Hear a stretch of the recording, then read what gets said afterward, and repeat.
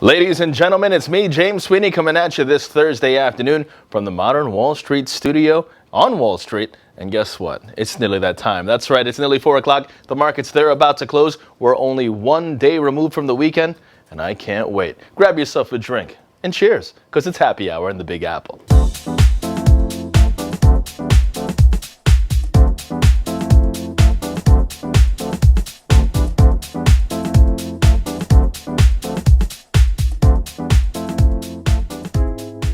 U.S. stocks trading in a tight range this Thursday following solid gains yesterday as investors take in corporate reports and seek out further indications of support for a December rate hike by the Fed.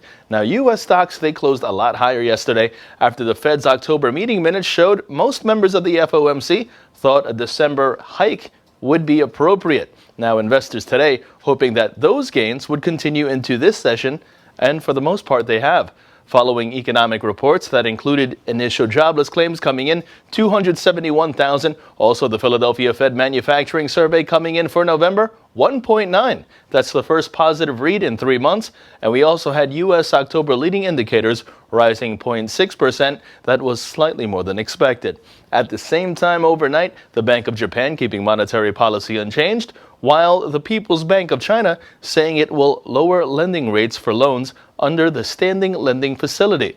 And more central bank news, the European Central Bank meeting minutes showing that the central bank considered adding more stimulus. Now you team all of that with the U.S. dollar trading more than 0.5% lower, gold settling up just about $9.20, and crude oil futures settling down today 21 cents, a little more than 0.5% at $40.54 a barrel. Then you have yourself a session right now where decliners are just a touch ahead of advancers over at the New York Stock Exchange. Let's take a look now to see how the markets have shaped up to close out this very volatile trading session.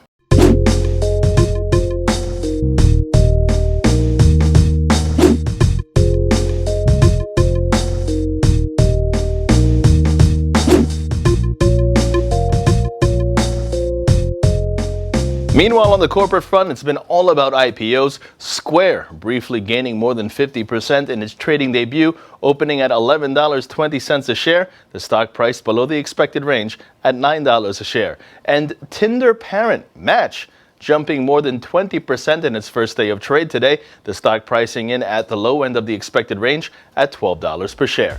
And for more corporate news, check out our earlier market movers report with our very own Lilda Smith. And with that, kick back, relax, grab yourself a drink and smile, everybody, because it's almost Friday. For ModernWallStreet.com, I'm James Sweeney.